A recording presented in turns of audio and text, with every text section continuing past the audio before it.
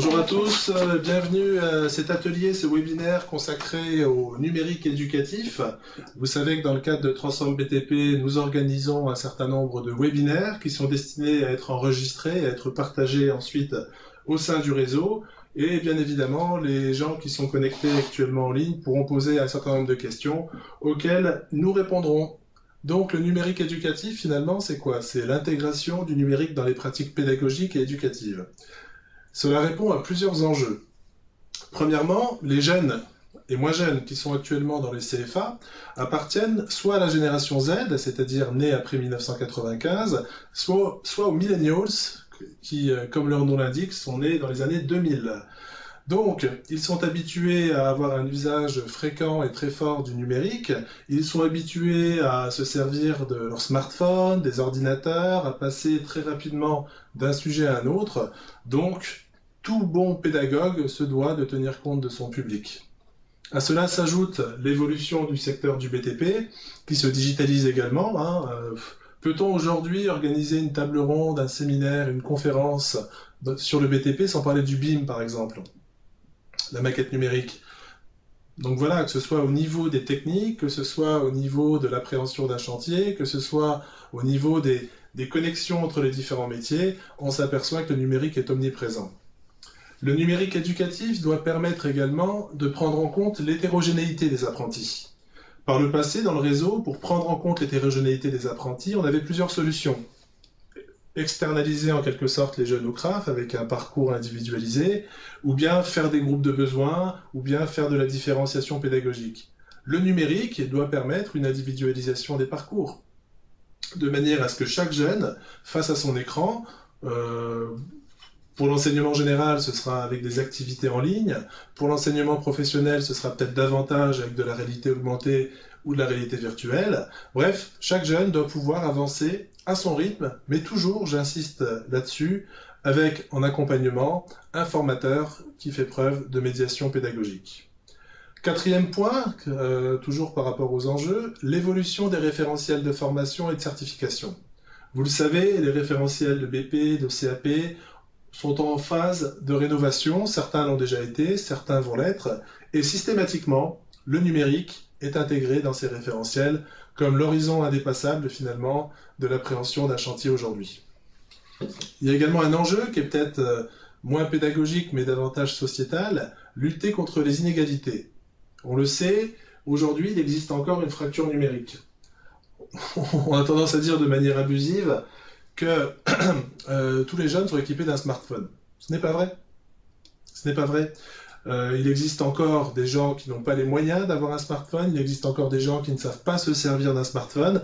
C'est moins vrai pour les jeunes, mais c'est vrai à l'échelle de la société, et c'est vrai aussi, il faut le dire, pour une partie des jeunes. Donc, un CFA, aujourd'hui, doit lutter contre cette fracture numérique et démocratiser cet enjeu qui est incontournable aujourd'hui. Alors, la direction de la formation du 3CABTP, la DPFIP, quelles sont ses orientations? Premièrement, ça rejoint ce que je disais tout à l'heure, il s'agit de mieux individualiser les parcours grâce à la digitalisation, donc digitalisation, l'aspect numérique, et la multimodalité. La multimodalité, c'est quoi? C'est permettre à un formateur, permettre à un jeune de bénéficier de différents supports en différents lieux, pour son apprentissage. La multimodalité, c'est faire en sorte qu'on puisse alterner des séances, des cours en présentiel et en distanciel. C'est faire en sorte qu'on puisse utiliser les différents lieux, qui seraient modulables aussi, pour pouvoir vivre ces apprentissages. Bref, la multimodalité, c'est augmenter, accroître la palette pédagogique du formateur. Le numérique doit permettre également de renforcer le suivi pédagogique et éducatif de nos apprenants. Et pour cela, nous avons développé deux logiciels. Le premier, c'est NetParcours Alternance BTP, qui est un livret électronique d'apprentissage et qui permet également de faire interagir l'entreprise et le CFA de manière à faire progresser le jeune. Nous avons également AVA, Accompagnement Vie Apprenant, qui est un projet issu de BTP CFA, de bâtiment CFA Normandie, et qui a pour but, qui est le pendant en quelque sorte éducatif de NPA, et qui a pour but justement d'assurer un suivi éducatif du jeune. Donc, pour résumer, nous avons la plateforme LMS qui permet la multimodalité, qui s'appelle Aptis. Nous avons NetParcours Alternance BTP, qui permet de bâtir les parcours en alternance des jeunes. Et nous aurons très bientôt ce logiciel de suivi éducatif AVA. Autre orientation forte de la DPFIP, c'est ce que je disais tout à l'heure, mettre en mouvement les équipes autour de la maquette numérique et du processus BIM. On parlait de la Normandie, je prends l'exemple du CFA Lanfry, qui a été construit il y a peu de temps, l'inauguration a eu lieu il y a quelques semaines, qui a été, pendant sa construction, justement, digitalisé, maquetté, de manière à ce qu'on puisse disposer d'une maquette numérique. Pareil pour le CFA de Chasseneuil-sur-Bonnieure, le fameux 77e CFA paritaire. Autre orientation forte, développer l'interdisciplinarité, c'est-à-dire les liens entre l'enseignement professionnel et l'enseignement général, mais également décloisonner justement l'approche pédagogique en lien avec l'accompagnement éducatif. Et pour cela, nous avons un outil qui s'appelle Passerelle, qui permet de montrer finalement que tout se tient. Tout se tient entre l'évolution des techniques, des matériaux, des matériels dans le BTP et la situation socio-économique. Ah, je ne vais pas refaire l'historique de tous les logiciels, les sites internet qu'on a pu développer, mais Passerelle permet justement de connecter culture générale et culture métier et d'avoir un ancrage métier. Autre orientation forte de la DPFIP, professionnaliser les équipes pédagogiques. Dans le cadre du dispositif de développement professionnel du 3CA BTP, vous avez pu constater qu'il y a un certain nombre de stages sur la multimodalité, mais également tout simplement sur l'intégration du numérique dans les pratiques pédagogiques. Sachant qu'on intègre le numérique dans les pratiques pédagogiques et éducatives uniquement s'il y a une plus-value. Il doit toujours y avoir une intention pédagogique en amont. On n'entre jamais par l'outil, pas de gadgetisation. À côté de ça, on a la chance aussi dans ce réseau d'avoir une équipe de conseillers formation qui, pour tous les produits que je viens de citer, sont chefs de projet. Pour la plateforme LMS, par exemple, c'est Pierre Touillon qui est chef de projet. Pour NetParcours Alternance BTP, c'est Pascal Michet. Pour AVA, ce sera Gwenaëlle Giraudon, en lien avec nos amis normands. Pour le BIM, ce sera Patrick Pézineau, que vous connaissez et qui a organisé des séminaires régionaux dans chaque association régionale. Pour Passerelle, ce sera Astou Arnaud. Bref, chaque conseiller est pleinement impliqué dans ce qu'on appelle le numérique éducatif. J'aurai l'occasion d'y revenir. Alors, quelques exemples. Aptis. Alors là, on ne va pas avoir le temps pendant ce webinaire de vous diffuser une petite vidéo, mais comme vous aurez le PowerPoint, je me suis permis d'intégrer le lien YouTube. Et sur ce lien, vous trouverez une vidéo qui a été réalisée non pas par le 3CA, mais par le réseau. Et notamment par BTP CFA Pays de la Loire, qui a fait une petite vidéo très pédagogique, très didactique, sur Aptis, justement. Ok ?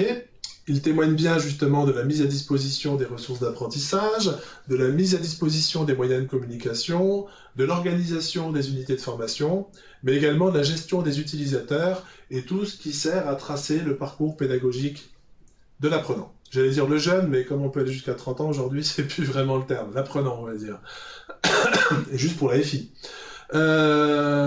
Ok, on continue. NetParcours Alternance, que j'évoquais tout à l'heure, que vous connaissez. Alors, je précise que tous les produits qu'on développe sont des produits évolutifs. Vous avez connu NPA, par exemple, dans sa version 1, vous avez connu NPA dans sa version 1.5, et vous allez très prochainement connaître NPA non seulement sur la version 2, qui intègre notamment le CCF continué et qui simplifie l'enquête entreprise, mais également NPA dans une version plus ergonomique. Au moment où je vous parle, à quelques salles d'ici, Pascal Michet et Françoise Diaz organisent un atelier sur l'ergonomie, la nouvelle ergonomie que vous découvrirez d'ici quelques semaines, quelques mois, de NetParcours Alternance BTP. Alors, c'est un outil qui n'existe nulle part ailleurs. Faut le dire, hein. C'est-à-dire que vous le savez peut-être, on est en contact régulier avec les autres réseaux, qui aimeraient bien eux aussi avoir un NetParcours Alternance BTP. On continue. Le BIM, je le disais tout à l'heure, Patrick Pézineau a fait le tour des associations régionales. Il lui reste juste à faire un séminaire régional au niveau de la Picardie, et il aura vraiment rencontré tous les formateurs d'études des constructions, tous les adjoints pédagogiques et certains profs d'enseignement professionnel, afin de montrer en quoi la maquette numérique et le BIM sont véritablement des outils qui apportent une valeur ajoutée au service de la qualité de la formation et de l'innovation pédagogique. Patrick a notamment tissé 3 partenariats qui profitent au réseau. Le premier avec Allplan, depuis 2013, le deuxième avec Solibri depuis l'année dernière, et le troisième avec CIP. Soit vous les obtenez gratuitement dans le cadre du partenariat, soit vous les obtenez à des prix défiant toute concurrence. C'est ça aussi la force d'un réseau et l'engagement justement de la DPFIP. À venir, alors là je vous parle de projets dont vous n'avez pas encore entendu parler, mais qui arrivent très bientôt. On a confié à Pascal Michet une mission sur l'innovation pédagogique liée à la réalité augmentée et à la réalité virtuelle. Et justement, l'idée c'est de lancer un appel d'offres très prochainement, nous permettant justement d'avoir un espace qu'on appellera l'espace de formation virtuelle BTP, qui sera connecté d'une manière ou d'une autre à la plateforme LMS Aptis et qui constituera, via des scénarios pédagogiques, un espace de ressources modulaires qui pourront venir justement innerver la plateforme LMS Aptis. Alors, il y aura une orientation au métier, vous le voyez, par filière, hein, filière gros œuvre, bois, élec, etc. Mais également des modules plus transversaux et des modules santé et sécurité au travail. On le sait aujourd'hui, la réalité augmentée et la réalité virtuelle sont des outils pédagogiques, des leviers pédagogiques qui permettent, je prends l'exemple de la santé et sécurité au travail, d'anticiper un certain nombre de dommages, un certain nombre de risques, un certain nombre de dangers, sans risque finalement. Donc c'est vraiment quelque chose de précieux et la direction de la formation et de l'innovation pédagogique et notamment Pascal auront l'occasion de vous en dire plus très prochainement. On a également rénové le DAFA, vous le savez, avec une organisation alternée, une formation mixte, si j'ose dire, avec une alternance présentielle-distancielle. Et au moment où je vous parle, depuis septembre, tous les formateurs stagiaires nouvellement recrutés vivent le DAFA via la plateforme LMS Aptis et alternent justement présentiel et distanciel. Le schéma, vous le connaissez, il est peut-être un peu plus explicite ici. Bref, et petite précision, on est en train de faire la même chose, on a pratiquement terminé avec le DANA, c'est-à-dire le dispositif d'accompagnement et d'accueil des animateurs, et également le DACRAF pour les responsables CRAF nouvellement recrutés sur le même modèle, hein, avec la plateforme LMS, avec une alternance présentielle, distancielle, et justement un soutien tutoré de la part des équipes d'accompagnement. Je vous parle également de Passerelle, que j'évoquais tout à l'heure, qui est aujourd'hui notre site le plus connu au monde, puisqu'on a des connexions en Amérique du Nord, on a des connexions en Afrique, on a même des connexions dans les CFA du réseau, j'espère qu'il y en aura plus, parce que c'est un outil vraiment qui nous est envié par les autres réseaux également, une fois de plus.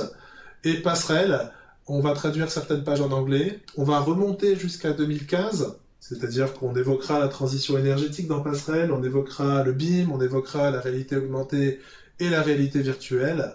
Et l'idée, c'est de le mettre également en responsive design, c'est-à-dire de manière à ce qu'on puisse le consulter plus facilement avec un smartphone. On a également organisé en 2017-2018 les rencontres pédagogiques et éducatives. Alors, pour rappel, c'est un processus qui se décline en 5 phases, le temps d'une année de formation finalement, et qui a pour but de mettre en mouvement chaque association régionale sur l'intégration du numérique dans les pratiques pédagogiques et éducatives. Alors quelques exemples de projets régionaux, la Picardie par exemple, qui a choisi véritablement d'intégrer tous les outils que je viens de vous présenter progressivement au fil des mois, au fil des semaines, et demande donc aux conseillers de formation d'intervenir auprès des formateurs sur le terrain pour faire en sorte que les équipes s'approprient ces outils et témoignent d'une valeur ajoutée pédagogique. Je pense également à nos amis normands qui travaillent en étroite relation avec nous sur la plateforme LMS et qui ont également pas mal travaillé sur la réalité augmentée et la réalité virtuelle, entre autres. Je pense à nos amis du Nord-Pas-de-Calais qui, via le projet Numérique App, ont intégré le numérique dans les pratiques pédagogiques quotidiennes de leurs équipes, les 3 CFA, c'est-à-dire qu'ils ont choisi là véritablement de rester à une hauteur accessible de manière à ce que les 3 CFA progressivement, tous ensemble, puissent intégrer des outils en termes de valeur ajoutée. Je pense à PACA, nos amis du Sud, qui ont développé un projet centré sur la modularisation. L'idée, c'est qu'on modularise les diplômes, les titres utilisés dans le réseau 3CA et qu'ils aillent ensuite ces modules sur la plateforme LMS, ce qui nous permettra d'individualiser les parcours en formation initiale comme en formation continue. On a même une association pionnière dans le réseau, c'est Bâtiment CFA Bourgogne-Franche-Comté, qui eux sont partis un petit peu avant, on leur a demandé d'expérimenter, de tester, on leur a accordé des financements pour qu'ils puissent travailler en tout premier sur Aptis. Aujourd'hui, au moment où je vous parle, il y a déjà plusieurs séances, plusieurs séquences, plusieurs modules, capsules qui sont produites et qui viendront justement, lorsqu'on lancera Aptis au mois de mars, officiellement à l'échelle du réseau, qui viendront justement profiter à l'ensemble du réseau. Bref, le réseau est en mouvement, le réseau bouge, et le numérique éducatif se décline, que ce soit au national, au régional et au local. Et quand on sait que la réforme de la formation professionnelle, la loi sur l'avenir professionnel, nous amène à entrer dans une logique de parcours de formation, et non plus dans une logique d'action de formation, on se dit qu'effectivement, tous ces outils doivent permettre justement de bâtir une véritable ingénierie de parcours dans chaque CFA du réseau. Surtout, si on se dit, et c'est ce que dit la loi, qu'il devrait y avoir plusieurs entrées au cours de l'année de formation. Alors, là, j'évoque très rapidement, je fais un tour d'horizon, mais il n'y a pas que ça. Vous vous souvenez peut-être de FIDIAS, qui est un outil qui avait été créé en lien avec EFAGE il y a quelques années, qu'on a actualisé, qui concerne le gros œuvre, et qu'on va mettre à disposition du réseau, effectivement, dans les toutes prochaines semaines. Il y a le dispositif de développement professionnel que j'ai évoqué tout à l'heure. Voilà, alors avec deux choses. Le dispositif tel qu'il paraît tous les ans, et dans le cadre de Transform BTP, un dispositif exceptionnel, c'est-à-dire financé par le 3C BTP, pour permettre au réseau de prendre véritablement le bon chemin sur cette révolution numérique. On a également plein de partenariats. Je parlais des conseillers formation tout à l'heure, Philippe Moreau par exemple, qui est le conseiller formation en charge de la filière finition aménagement, qui est en train de bâtir des partenariats avec PPG, avec Unicalo, qui vont mettre à notre disposition sur la plateforme LMS un certain nombre de ressources numériques. Je pense également au maths, avec Grenza, Pierre Touillon, qui suit ce dossier, a tissé un partenariat avec cette société, qui mettra des modules de mathématiques, on a aussi l'enseignement général, sur la plateforme LMS. On est en train de travailler également, sous l'impulsion de Sylvain Candor et de Flora Jaillet, un serious game sur l'entrepreneuriat. Les drones également, vous savez que le pôle certification de la DPFIP, avec Christelle Soulard, Hans Pett et Franck Desloges, ont sorti une note sur les drones et animent un groupe de travail. Je pense également à tout ce qui est santé, sécurité au travail, avec nos amis de l'OPP-BTP. L'OPP-BTP qui a développé les fameux Prévent Quiz. On a toujours les 100 minutes pour la vie et leur environnement immersif. Bref, j'ai l'impression, le sentiment, la certitude même que le réseau a bien pris justement le tournant de ce numérique éducatif. Dans le réseau, on trouve également, que ce soit en Normandie, en Grand Est, en Picardie, des simulateurs, des outils de réalité augmentée, de réalité virtuelle. Bref, vous le constatez, la richesse d'un réseau fait qu'il y a des initiatives dans les CFA, dans les associations régionales, et également au national, puisque le national a pour but non seulement d'impulser, mais également d'agréger les pépites développées par le réseau. Je pense à Winov aussi, on se souvient qu'un projet sur le BIM l'avait emporté, voilà. Donc, nous avons bien un réseau en mouvement.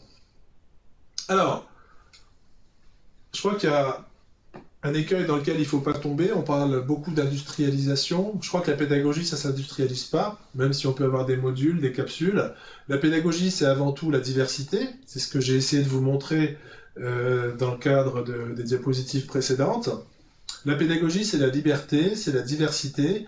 Et je crois que c'est important, justement, de voir ce que le numérique peut nous apporter en termes de ressources métiers, en termes de travail collaboratif, en termes d'interaction entre les pairs, et en termes, pourquoi pas, d'auto-formation, peut-être pas pour les niveaux CAP et BP, mais peut-être pour le supérieur, puisque beaucoup d'associations régionales développent actuellement une offre de formation dans le supérieur.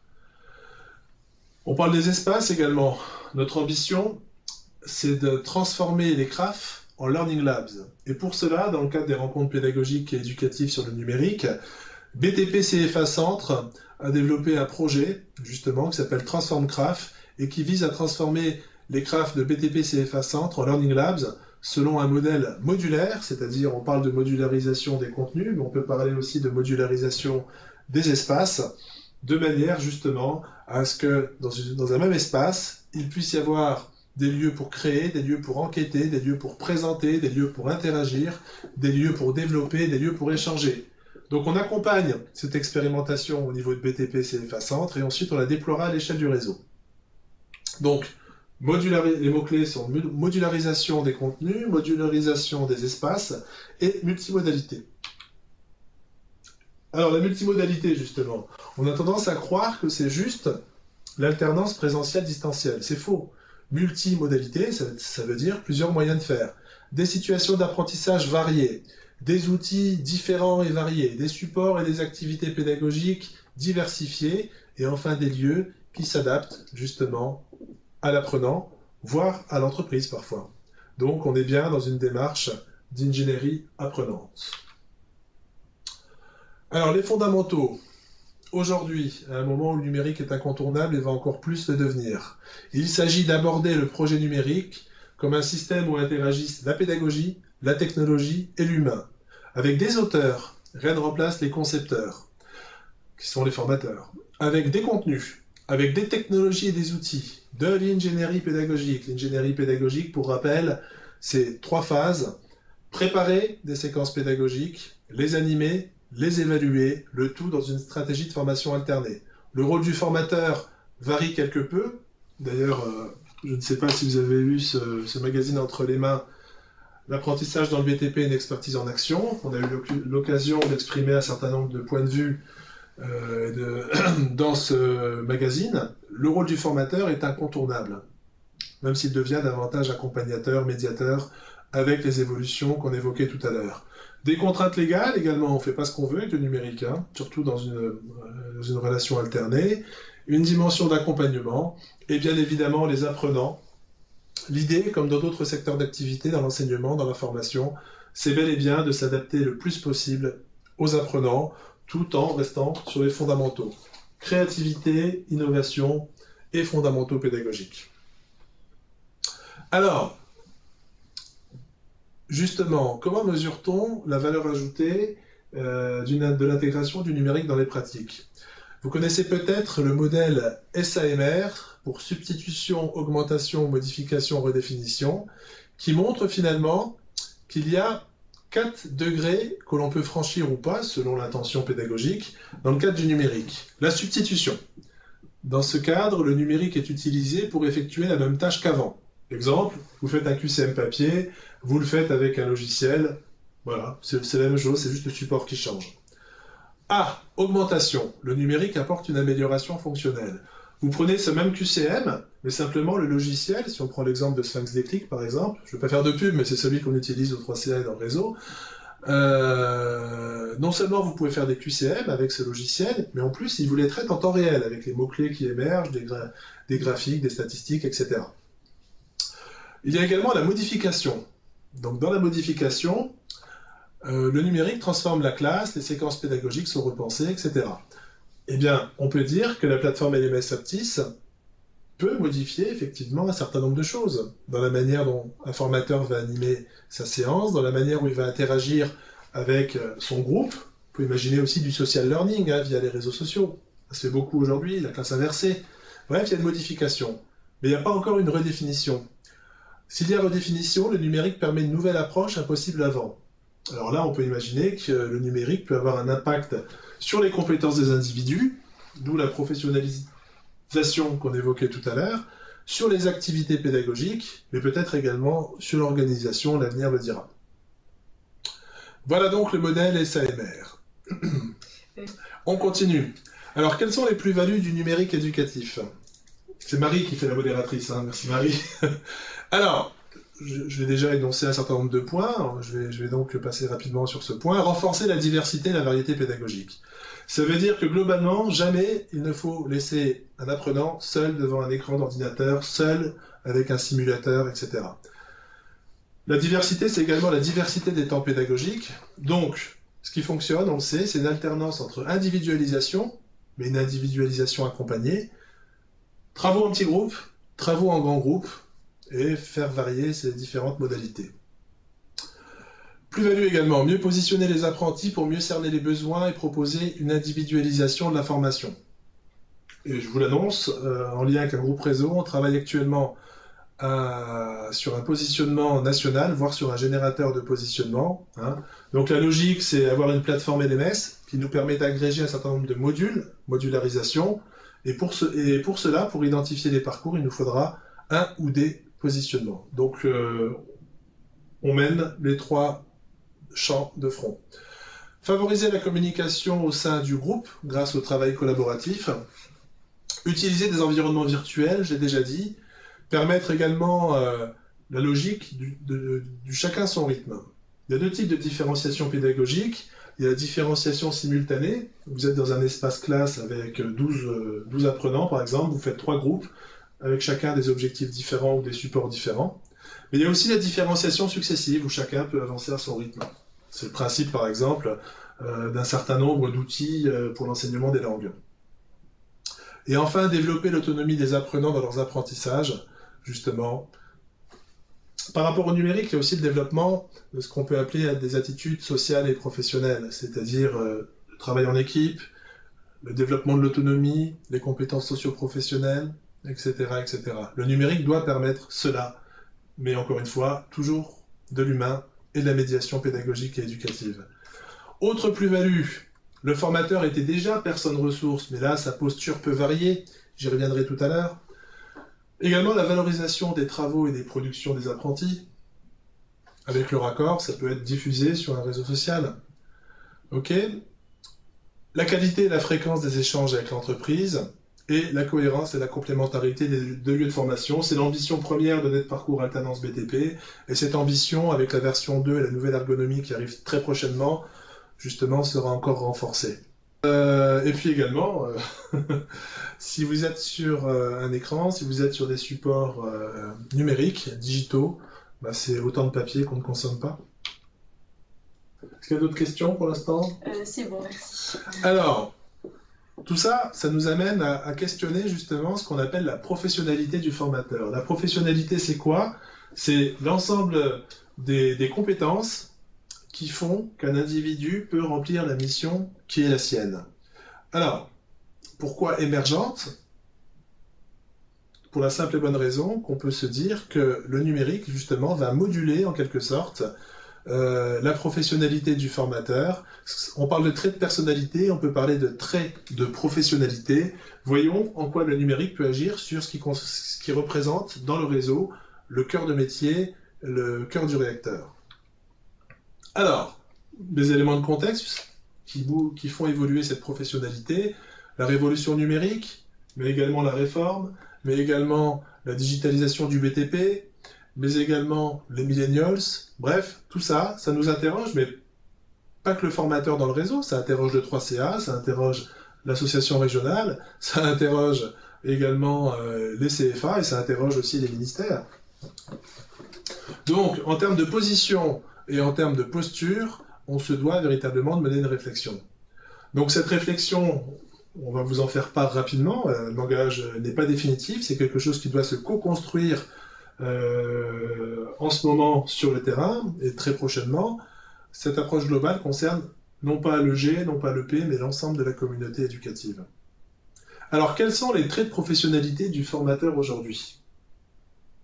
Alors là, on s'est inspiré tout simplement du référentiel CNAM. Vous savez que dans le cadre du DAFA, tout titulaire du DAFA obtient la certification d'un titre enregistré au RNCP à un niveau 3 qui s'appelle formateur de l'alternance. Et dans ce référentiel, on peut constater que le formateur est un expert. C'est quelqu'un qui a des connaissances, des compétences dans certains domaines comme la santé, sécurité au travail ou le développement durable, dans certaines disciplines comme les mathématiques ou le français, ou dans certains métiers comme le gros œuvre, l'électricité, la peinture, etc. C'est également un ingénieur pédagogique, prépare, anime, évalue des séquences dans le cadre d'une stratégie de formation alternée, et c'est surtout un concepteur, animateur, évaluateur. Il est également médiateur entre le savoir, que ce soit les savoir-faire, les savoirs, les savoir-être et les apprenants, mais c'est également un médiateur au sens où il veille à ce que l'apprentissage du jeune se fasse dans les meilleures conditions. Et enfin, c'est un chef de projet occasionnel. Quand il monte un projet dans le cadre de ces cours, mais également peut-être dans le cadre de séquences interdisciplinaires, ou peut-être aussi dans le cadre du projet d'établissement. Ça, c'est vraiment les 5 grands traits de professionnalité tels qu'ils sont référencés aujourd'hui dans le référentiel formateur de l'alternance. Ce qui émerge, alors en observant un petit peu les collègues qui évoluent dans le réseau, ce qui émerge en termes de professionnalité émergente. De plus en plus, avec la plateforme LMS, et on le constate notamment en Bourgogne-Franche-Comté, mais également en Normandie, bref, dans toutes les associations vraiment qui s'impliquent dans la multimodalité, il y en a d'autres également, il y a aussi le groupe test LMS, Aptis, c'est un architecte, c'est un agrégateur de contenu, justement, il conçoit des parcours, logique de parcours de formation, il conçoit des contenus, et il a vraiment ce rôle d'agrégateur, d'architecte. C'est également un accompagnateur. Quand un ou plusieurs apprenants sont effectivement devant l'écran, devant l'ordinateur, en train de passer un parcours, il n'est pas assis à son bureau, bien évidemment, il est à côté, c'est-à-dire qu'il peut jouer le rôle d'accompagnateur avec une posture de réassurance, avec un certain nombre de choses. Il peut également à distance être un e-tuteur. Il est également un scénariste et un réalisateur pédagogique. Alors réalisateur au sens quasi cinématographique du terme, c'est-à-dire que du fait de l'ensemble des ressources multimédia qui sont les nôtres aujourd'hui, on peut imaginer qu'on va mettre du son, de l'image, de l'alternance, du texte, etc.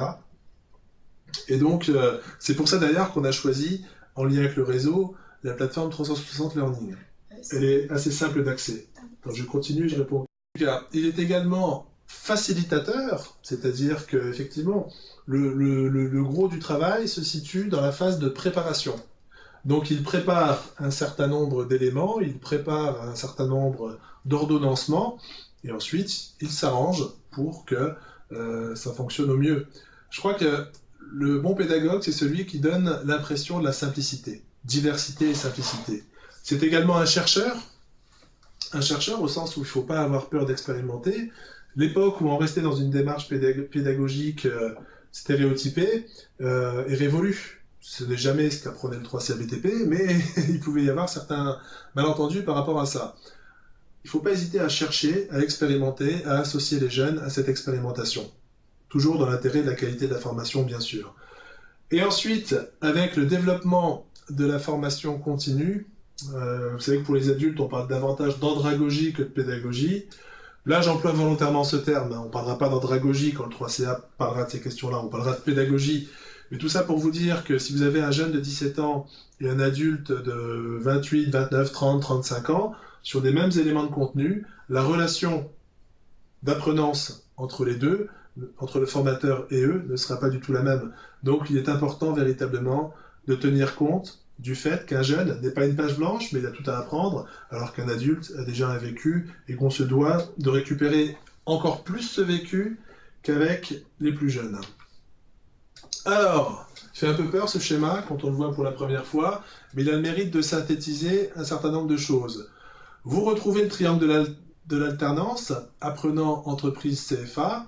Vous retrouvez justement ce qui constitue les éléments essentiels de tout ce qu'on a évoqué aujourd'hui, c'est-à-dire l'innovation, la créativité, les fondamentaux, l'ingénierie de formation et l'ingénierie pédagogique et le numérique.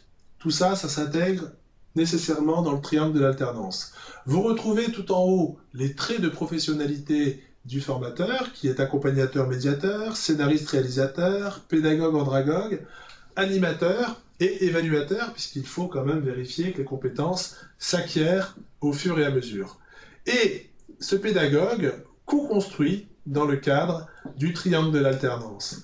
Alors, vous avez un acronyme ACRE pour analyser des besoins, que ce soit les besoins des entreprises ou les besoins des apprenants, concevoir justement des situations d'apprentissage ou des dispositifs de formation en fonction de cette analyse de besoins, pour réaliser ensuite cette action de formation, ce parcours de formation, ce dispositif de formation, et enfin l'évaluer.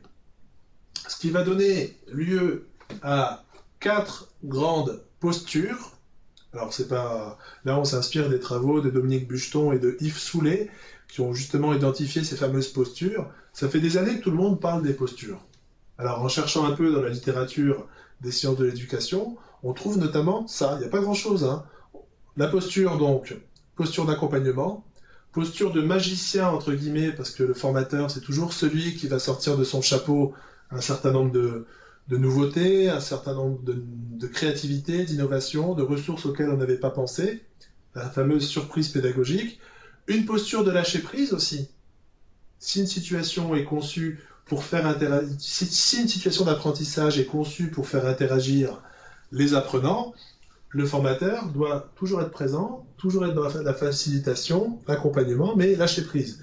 Et la posture de contrôle, contrôle des compétences, mais également contrôle de la situation d'apprentissage, de la situation pédagogique, lorsque cela est nécessaire. Alors, donc, au fur et à mesure que la pédagogie va se développer dans sa version distancielle, même si ce n'est pas ce qu'on prône, il faut une alternance présentielle-distancielle. La pédagogie en ligne requiert des compétences techniques, certes, mais on ne demande pas au formateur de devenir un geek. Quelqu'un qui n'a pas de compétences numériques supérieures à la moyenne, dirons-nous, doit pouvoir se servir de la plateforme LMS, doit pouvoir se servir de NPA, doit pouvoir se servir de Passerelle, NuMOOC, etc. D'accord?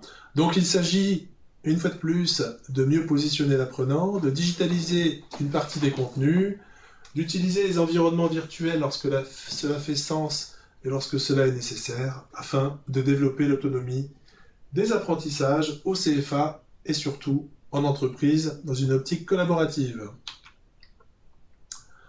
Alors, l'intégration du numérique, tout ça, on en a parlé, ça renvoie à l'évolution des compétences, à l'actualisation des textes.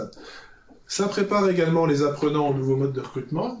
Alors nous, on travaille essentiellement avec des TPE, mais il suffit qu'une entreprise soit un peu plus grosse, et dès qu'un candidat postule, eh bien Google. Et sur Google, il y a toutes les traces qu'on peut laisser sur les réseaux sociaux, il y a toutes les traces qu'on peut laisser d'une manière ou d'une autre.